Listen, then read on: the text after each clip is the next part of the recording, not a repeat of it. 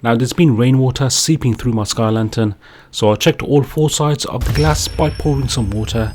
This is how the water should flow off your lantern.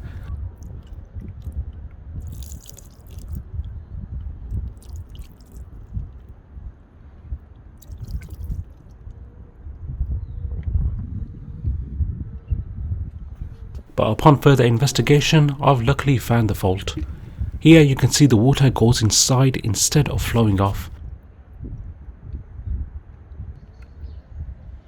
You can see that this panel is losing its grip.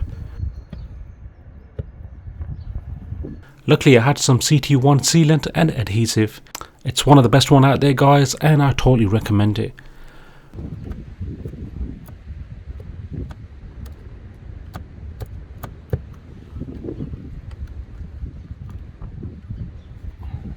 I applied the first run, then you can smooth it down with your finger or by using a tool.